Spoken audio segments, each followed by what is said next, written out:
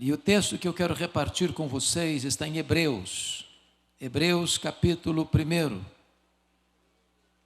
Hebreus capítulo 1. Nós vamos ler dos versos 1 a 4. E depois, no final, uma breve pincelada nos versos 5 a 14. Hebreus capítulo 1, versos de 1 a 4. Está escrito o seguinte: havendo Deus outrora falado muitas vezes e de muitas maneiras aos pais pelos profetas, nestes últimos dias nos falou pelo Filho, a quem constituiu herdeiro de todas as coisas, pelo qual também fez o universo.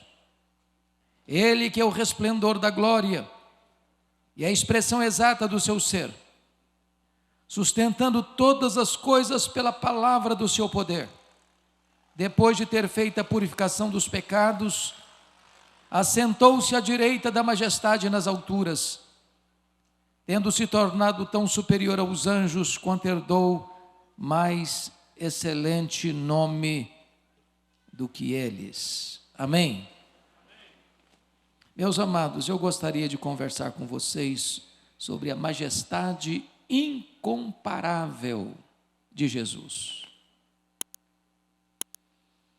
Hebreus é a chave hermenêutica do Antigo Testamento. Nós não poderíamos compreender o Antigo Testamento sem as lentes de Hebreus.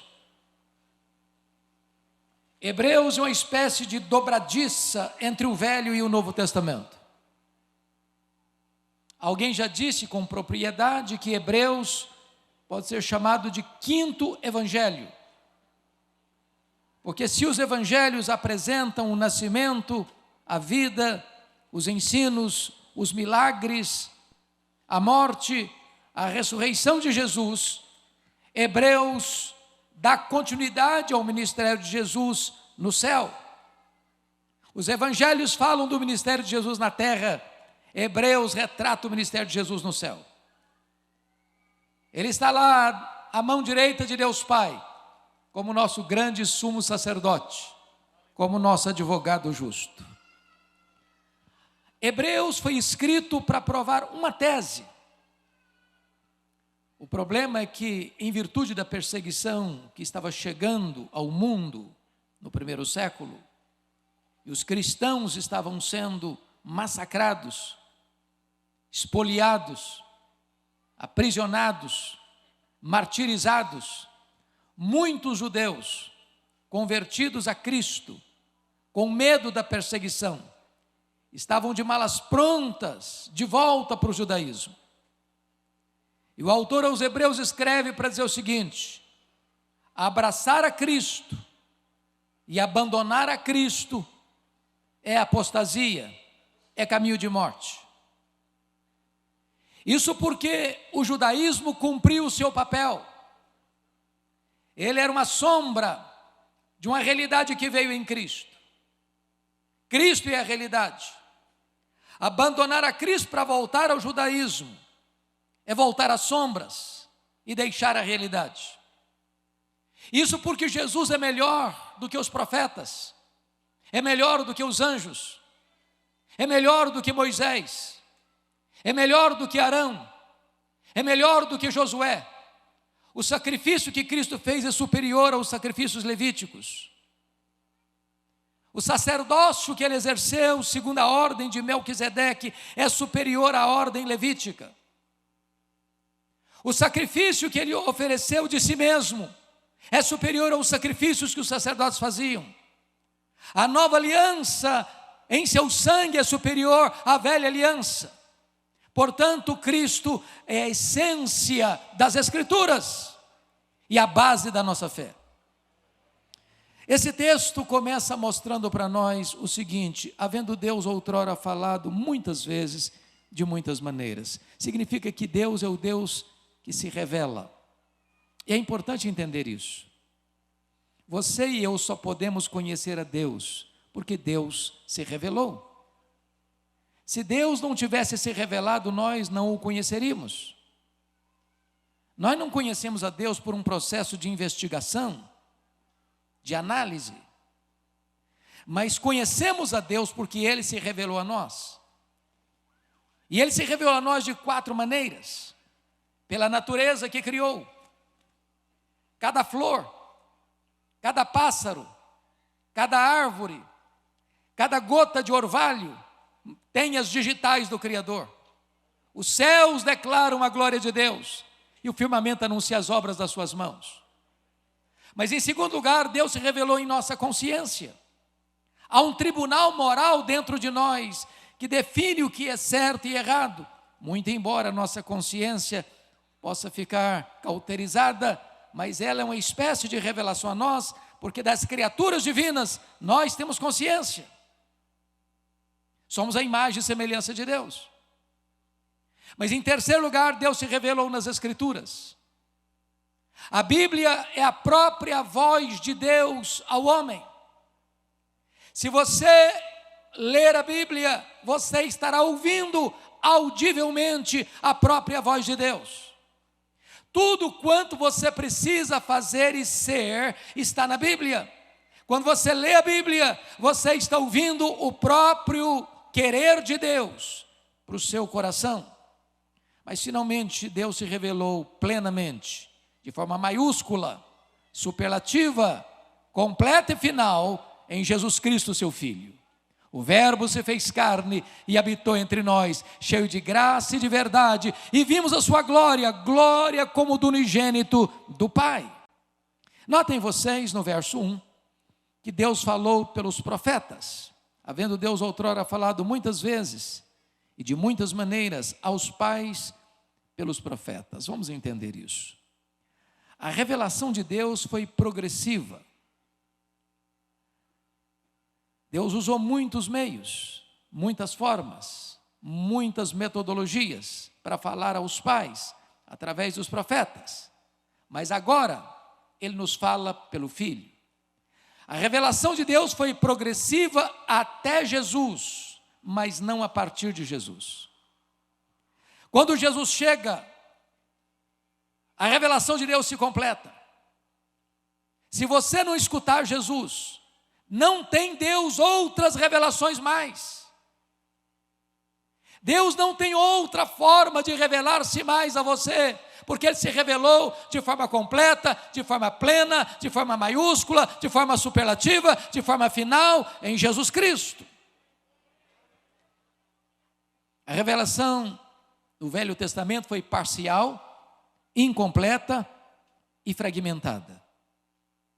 Mas a revelação que vem em Cristo é completa, é cabal, é final. Então vamos compreender o que significa isso. Em primeiro lugar, meus amados irmãos, o texto está nos dizendo que Jesus, com isto, é tudo no próprio Antigo Testamento. Quando você lê de Gênesis a Malaquias, o Velho Testamento apresenta Jesus. Jesus é a semente da mulher prometida no Éden. Jesus é simbolizado pelo Cordeiro da Páscoa. Jesus é simbolizado pelo tabernáculo. Jesus é simbolizado pela Arca da Aliança. Jesus é simbolizado por aquilo que estava dentro da Arca da Aliança, as tábuas da lei, o vaso com maná, a vara seca de Arão que floresceu. Jesus é simbolizado pelo templo de Salomão. Jesus é simbolizado pelos sacrifícios e pelas festas. Jesus é simbolizado pela aquela nuvem que guiava o povo durante o dia e a coluna de fogo que guiava o povo durante a noite. Jesus é simbolizado pelo maná que caía do céu e pela água que brotava da rocha. Jesus é simbolizado pelo sábado. Tudo isso era sombra, Jesus a realidade.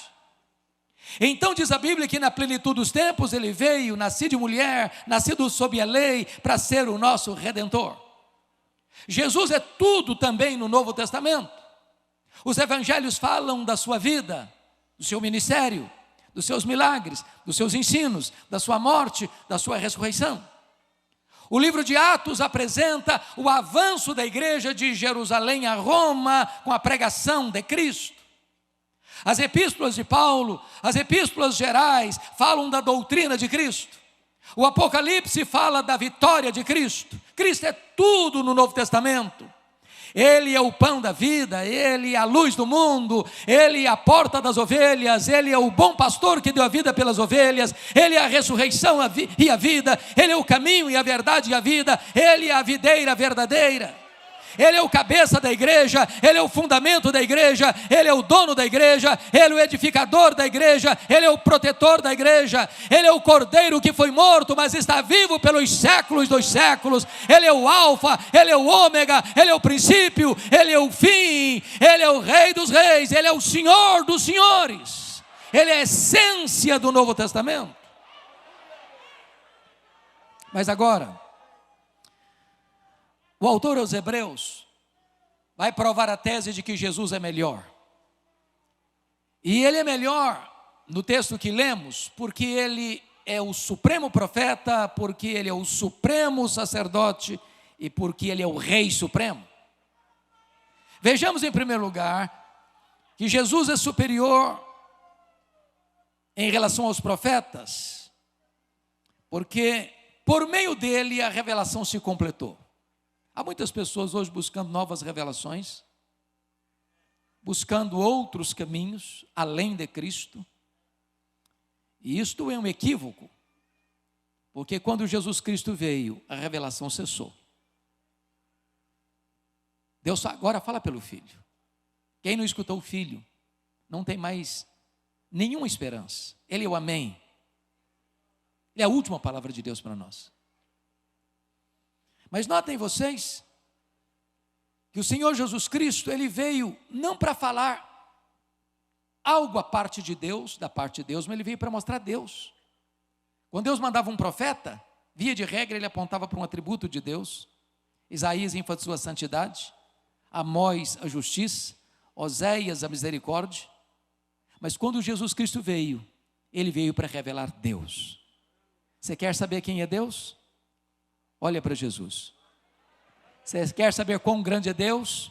Olhe para Jesus. Você quer saber quão misericordioso é Deus? Olhe para Jesus. Você quer saber como Deus ama você? Olhe para Jesus. Ele é a revelação plena de Deus.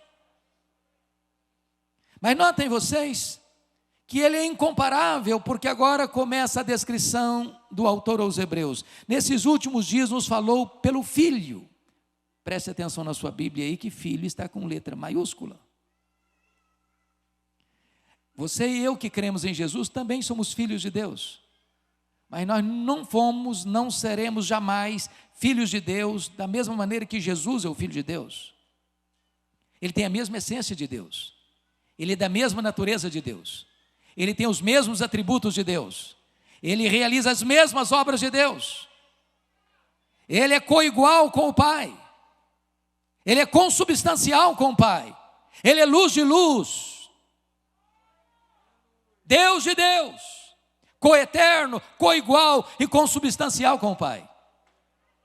O texto prossegue e diz: a quem constituiu herdeiro de todas as coisas. É claro que o texto não está dizendo que ele não era herdeiro antes, porque ele é o criador do universo, ele é o sustentador do universo, ele é o dono do universo. Aqui está se referindo à obra da redenção. Quando Jesus Cristo foi à cruz e morreu pelos nossos pecados e verteu o seu sangue, Ele nos comprou, Ele nos redimiu. E você que crê nele é um presente do Deus Pai ao Deus Filho. A igreja é um presente do Deus Pai ao Deus Filho. A herança dele não é um universo tão vasto, tão insondável, tão rico nas suas variadas riquezas. A herança dele é você. Ele foi para a cruz, não constrangido, não à força, mas diz a Bíblia que ele não levou em conta a ignomínia e a vergonha da cruz, por causa da alegria que lhe estava proposta, a alegria de ter você como a sua herança. Mas o texto prossegue, e diz o seguinte: pelo qual também fez o universo. Isso é espantoso. Espantoso. Porque esta verdade aqui deita por terra 4 teorias muito populares até hoje nos meios acadêmicos. Primeiro, esse texto prova que se o universo foi feito por ele, que a matéria não é eterna, como pensavam os gregos. A matéria foi criada. E criada pelo nosso glorioso Redentor. Segundo, este mundo não veio à existência por geração espontânea. A teoria da geração espontânea não está calçada na verdade. Perdoe-me da expressão, este mundo não pariu a si mesmo. Este mundo não deu à luz a si mesmo. Este mundo não veio à existência por vontade própria. Este mundo foi criado pela palavra onipotente daquele que é o verbo da vida. Terceiro, este mundo não é resultado de uma mega explosão cósmica. A teoria do Big Bang também não está amparada com a verdade. Sabem por quê? Porque o caos não produz o cosmos. Porque a desordem não produz a ordem.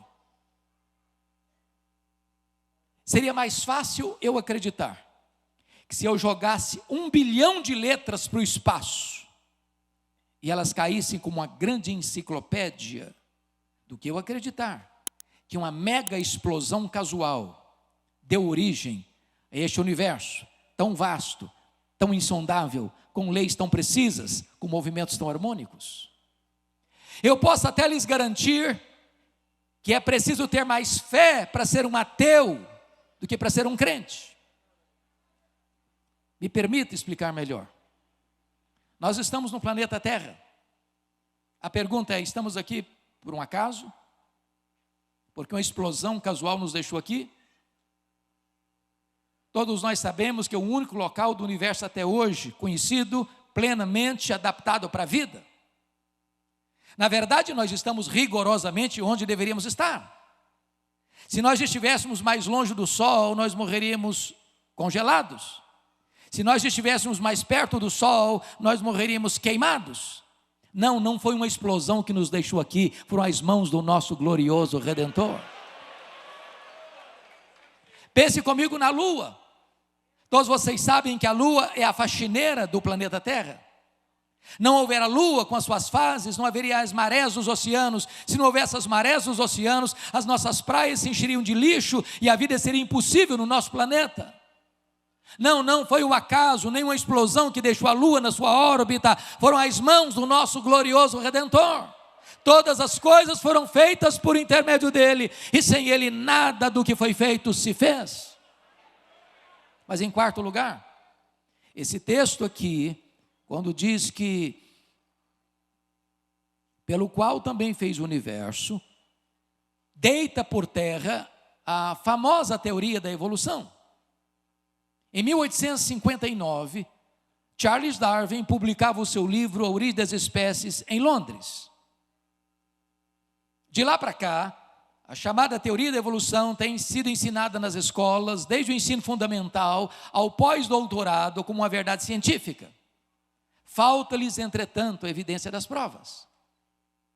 É importante dizer que o criacionismo não é artigo de fé. O criacionismo não é artigo de religião. O criacionismo é artigo de ciência. O que você e eu cremos pela fé não é que o mundo foi criado. O que você e eu cremos pela fé é que o mundo que foi criado pelo nosso glorioso Redentor. Deus criou todo o universo, que segundo os cientistas, o que se conhece hoje, o universo tem mais de 93 bilhões de anos-luz de diâmetro. Não há 1 centímetro desse universo que Jesus não possa dizer, isso aqui é meu, eu criei isso aqui, sou dono disso aqui e governo isso aqui. Este é o nosso glorioso Redentor. Mas o autor prossegue para dizer algo. Ele é o resplendor da glória e a expressão exata do seu ser. Sabe o que significa isso, irmãos? Jesus Cristo, a quem adoramos nesta noite, é a encarnação de Deus, é o próprio Deus entre nós. Ele é o resplendor da glória. Nele habitou corporalmente toda a plenitude da divindade. Foi ele quem disse, só ele pode dizer isso: quem me vê a mim, vê o Pai, porque eu e o Pai somos um. Isso levou o Dr. C.S. Lewis a fazer uma afirmação muito interessante. Ele diz o seguinte: com respeito a Jesus, você só pode ter 3 opções: ou ele é um mentiroso, ou ele é um louco, ou ele é Deus. Porque se ele não é quem ele disse ser, é um mentiroso. Se ele não é quem ele pensou ser, é um louco.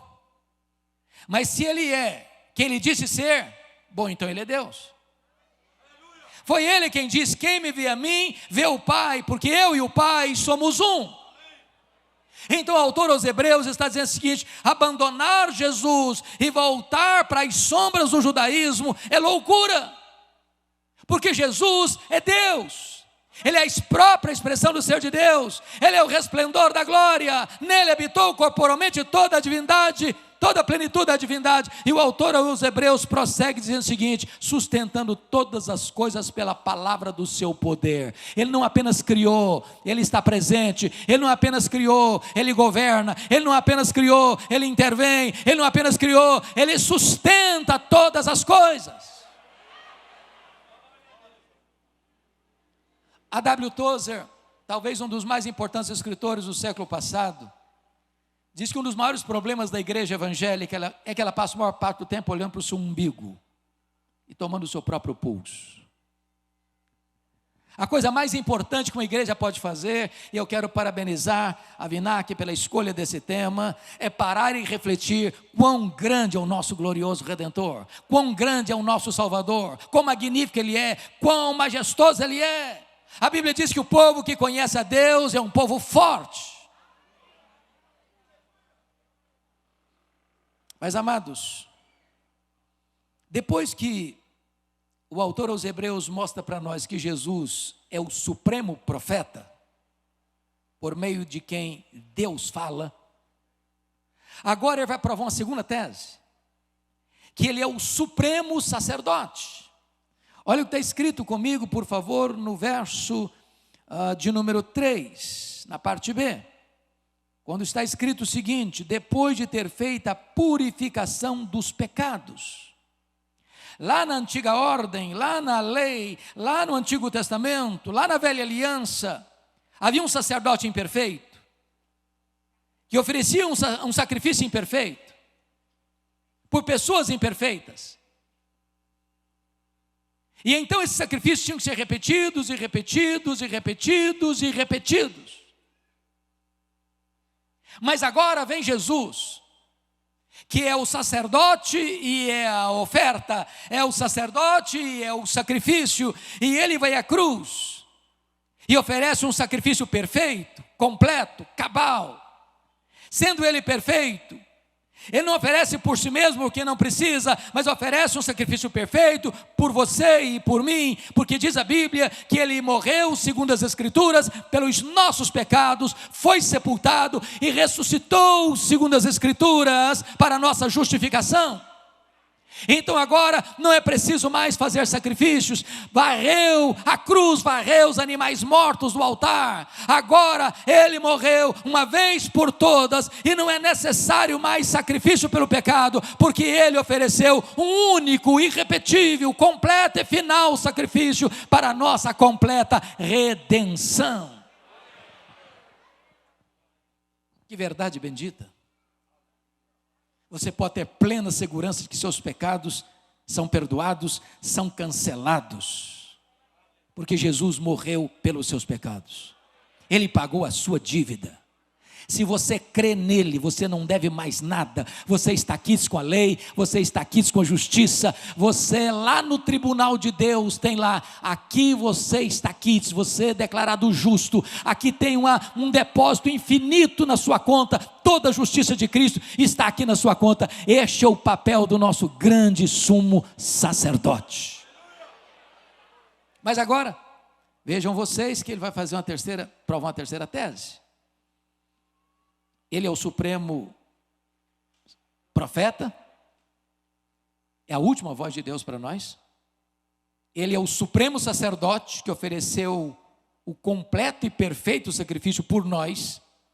Mas em terceiro lugar, confira aí comigo, está escrito no verso 3, depois de ter feito a purificação dos pecados, assentou-se à direita da majestade nas alturas. Agora ele é o rei dos reis. Amados irmãos, diz a Bíblia que Jesus Cristo, ao ser sepultado, entrou nas entranhas da morte, arrancou o aguilhão da morte, matou a morte e ressuscitou gloriosamente, inaugurando a imortalidade.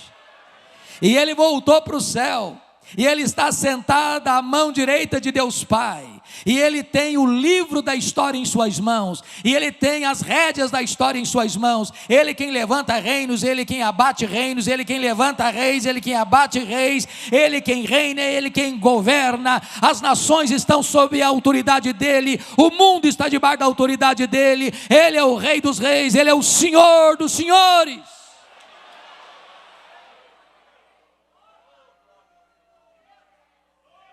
Bendito seja Deus. Mas eu gostaria que você agora pudesse perceber comigo que Ele está lá no céu, governando e intercedendo por nós. Mas há uma verdade, querido prefeito: Ele voltará.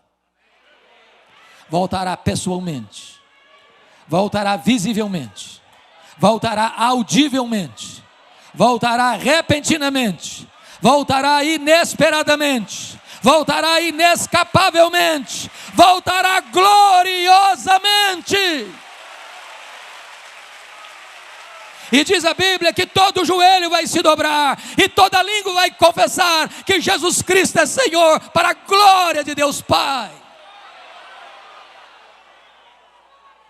Dito isto, amados, provando que Ele é superior aos profetas, a partir do verso 4, eu vou ser breve agora, ele vai provar que Jesus é superior aos anjos. Vejam vocês comigo no verso 4 e 5, que Jesus é superior aos anjos, porque Ele tem um nome superior. Olha aí, tendo se tornado tão superior aos anjos, quanto herdou mais excelente nome do que eles? Pois a qual dos filhos disse jamais: tu és meu filho, eu hoje te gerei, e outra vez eu lhe serei pai, e ele me será filho? Os anjos foram criados por Deus, mas os anjos não têm o status que Jesus tem, de ser o Filho de Deus, eternamente gerado de Deus, da mesma natureza de Deus, tendo os mesmos atributos de Deus, realizando as mesmas obras de Deus. Então Jesus tem um nome superior ao nome dos anjos. Segundo, o Filho tem uma dignidade superior aos anjos. Olha o verso 6 comigo. E novamente, ao introduzir o primogênito no mundo, diz: e todos os anjos de Deus o adorem. Notem, os anjos são adoradores, mas Jesus é o adorado. Os anjos são conservos nossos, para adorarem a Jesus, mas Jesus recebe a adoração dos anjos e dos homens. Ele é superior. Terceiro, o Filho tem uma natureza superior aos anjos. Confira comigo, por favor, o verso 7. Ainda quanto aos anjos diz: aquele que a seus anjos faz ventos e a seus ministros labareda de fogo. A ideia aqui, irmãos, é que os anjos estão a serviço de Jesus. E assim como o vento sopra e corre celeremente, assim os anjos, ao ouvirem a voz e o comando de Jesus, eles saem com toda a celeridade, com toda a rapidez, para atender ao comando do seu Supremo Senhor, Jesus Cristo, nosso Salvador. Eles estão a serviço de Jesus. Jesus os comanda. Quarto lugar, o Filho tem uma posição superior aos anjos. Veja o verso 8, parte B. Mas acerca do Filho, o teu trono, ó Deus, é para todo o sempre. Preste bem atenção aqui, que é o Deus Pai falando com o Deus Filho, e o Deus Pai chamando Deus Filho de Deus. Nós cremos num único Deus, que subsiste em 3 pessoas: o Pai, o Filho e o Espírito Santo. De tal maneira que o Pai não é o Filho e o Filho não é o Pai. O Pai não é o Espírito Santo, nem o Espírito Santo é o Pai, nem o Filho. São 3 pessoas distintas, da mesma natureza. Um só Deus. A divindade do Filho é proclamada pelo próprio Pai, pelo próprio Deus Pai. Nesse sentido, ele tem uma posição superior, conferida pelo próprio Pai ao Filho. Mas em quinto lugar, o Filho tem um exemplo superior aos anjos. Verso 8b e 9. E cetro de equidade é o cetro do seu reino.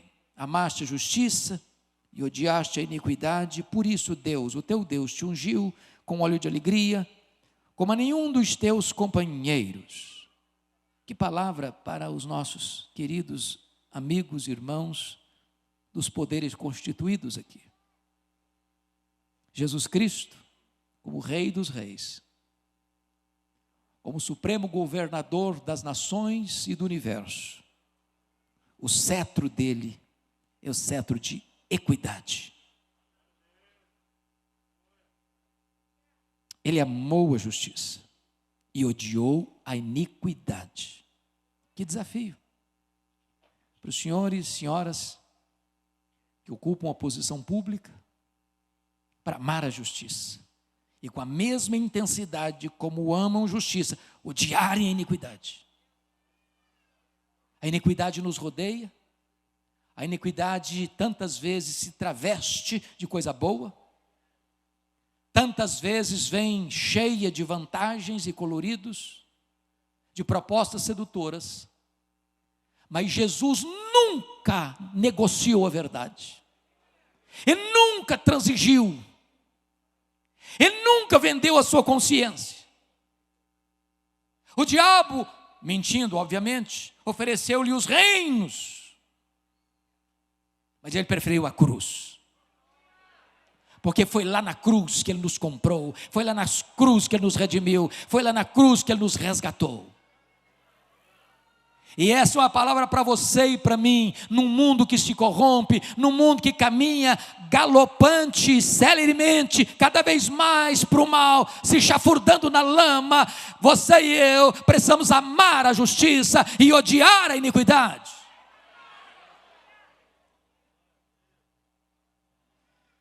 Mas em sexto lugar, o Filho tem uma obra superior aos anjos. Confira comigo os versos 10 a 12. E ainda, no princípio, Senhor, lançaste os fundamentos da terra, e os céus são obras das tuas mãos. Eles perecerão, tu, porém, permaneces. Sim, todos eles envelhecerão qual veste, também qual manto os enrolarás, e como vestes serão igualmente mudados. Tu, porém, és o mesmo, e os teus anos jamais terão fim. O que esse texto está querendo dizer? Esse texto está querendo dizer que esta criação, na contramão da evolução, ela não está evoluindo, ela está num processo de degradação. E esse universo, numa linguagem bíblica, está se envelhecendo com roupa que fica rota. E haverá um dia em que os céus e a terra e as obras que estão na terra se desintegrarão. E então haverá novos céus e nova terra. Mas o nosso glorioso Redentor não se envelhece, não fica caduco, não perde o seu tempo. Ele é o mesmo, eternamente o mesmo, imutavelmente o mesmo, assentado no trono, Rei dos reis, Senhor dos senhores. eu peço a você para avançar algumas páginas da sua Bíblia, na segunda carta de Pedro, capítulo 3, versículos 7, 10 e 12, porque aí há uma descrição gráfica, como nenhum outro texto da Bíblia faz, acerca do que vai acontecer com este mundo. Preste atenção. Capítulo 3, 2 de Pedro 3, versículo 7. Ora, os céus que agora existem e a terra, pela mesma palavra, a palavra criadora, a palavra que trouxe à existência as coisas que não existiam, têm sido entesourados para fogo, estando reservados para o dia do juízo e destruição dos homens ímpios. Agora olha o verso 10. Virá, entretanto, como ladrão o dia do Senhor, no qual os céus passarão com estrepitoso estrondo, e os elementos se desfarão abrasados. Agora preste atenção. Também a terra e as obras que nela existem serão atingidas. Os monumentos, os palácios, os edifícios, as grandes obras que o homem com seu engenho intelectual erigiu. Tudo isso vai ser atingido. Tudo isso vai se tornar combustível para o fogo. Agora olha o verso 12. Esperando e apressando a vinda do dia de Deus, o dia da segunda vinda de Cristo, por causa do qual os céus incendiados serão desfeitos e os elementos abrasados se derreterão. Não ponha o seu coração só aqui. Não construa apenas para aqui. Não ajunte os seus tesouros só aqui. Jesus Cristo diz: ajunte para você tesouros lá no céu, onde nem a traça, nem a ferrugem, nem os ladrões podem tomar de você. Agora volte para Hebreus, por favor, para você entender essa conexão. Volte, por favor, lá. Olha o que está acontecendo. Versículo 10 a 12. No princípio, Senhor, lançaste os fundamentos da terra, e os céus são obras das tuas mãos. Eles quem? Eles o quê? Os céus e a terra. Eles perecerão.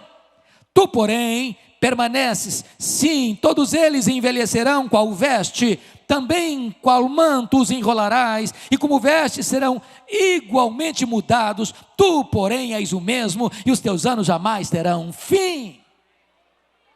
A criatura pode passar por esta transformação, mas o Criador é o mesmo. Mas finalmente, sétimo e último lugar, confira Hebreus capítulo 1, verso 13 e 14.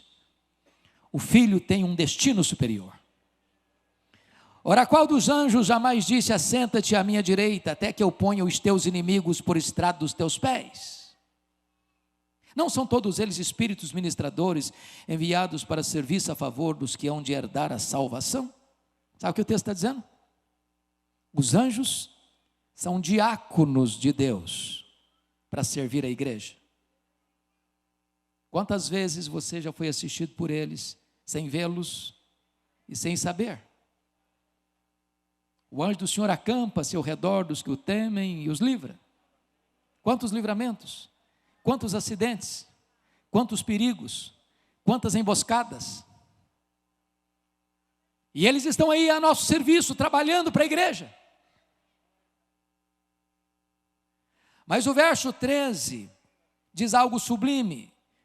A qual dos anjos Deus jamais disse: assenta-te à minha direita até que eu ponha os teus inimigos por estrado dos teus pés? Você olha o mundo hoje, e isso não é fantasia. A religião mais perseguida do mundo, e sempre foi, é o cristianismo. Desde o primeiro século, os cristãos sendo jogados às feras, crucificados, queimados vivos, enjaulados. Ao longo da história, o sangue dos mártires tem adubado a sementeira do Evangelho. Mas esse texto está dizendo que embora Cristo seja perseguido, porque o mundo nunca amou a Cristo, o mundo odeia Cristo. E quando eu falo mundo, eu falo no sistema que está posto no maligno. O mundo nunca gostou da igreja, o mundo sempre odiou a igreja. E quando eu falo mundo, eu estou falando no sistema posto no maligno. Mas haverá um dia, diz a Escritura, que embora pareça que o povo de Deus está acuado, que o povo de Deus está perseguido, que o povo de Deus está numa situação até tantas vezes constrangedora, muitos lugares massacrado, haverá um dia em que o Senhor Deus vai colocar todos os inimigos de Cristo debaixo dos seus pés. E quando você vai para o livro de Apocalipse, a grande Babilônia, esse grande sistema econômico, político e religioso, corrompido pelo mal, cai. E a noiva é glorificada. Você vai para Apocalipse e vai ver que o falso profeta e o anticristo vão ser lançados no lago do fogo. Você vai encontrar o diabo sendo lançado no lago do fogo. Você vai encontrar a morte, o último inimigo a ser vencido, ser lançado no lago do fogo. E todos aqueles cujos nomes não estão escritos no livro da vida, aqueles que não creram em Jesus, sendo lançados no lago do fogo. E quando todos os inimigos estiverem debaixo dos pés do nosso glorioso Rei e Redentor, Ele entregará o reino ao Deus e Pai, para que Ele seja tudo em todos, e haverá novos céus e nova terra, e a igreja vai reinar com Cristo, e vai reinar com Cristo, e vai exaltar a Cristo, e vai se deleitar em Cristo, e vai viver no deleite da glória do nosso Redentor. O autor aos Hebreus está dizendo o seguinte: abandonar esse Cristo, dar as costas para esse Cristo e voltar para o judaísmo, é deixar a realidade e voltar para a sombra. Quem é Cristo na sua vida? Quem é Jesus na sua vida? Hoje é uma noite de decisão. Se você entrou aqui hoje e você ainda não tinha uma experiência real, pessoal com Jesus, renda-se a Ele, porque não há outro caminho para Deus, não há outra porta para Deus, não há nenhuma outra maneira de você ser salvo. E como você vai escapar se você negligenciar tão grande salvação? Curva sua fronte, por favor. Vamos orar.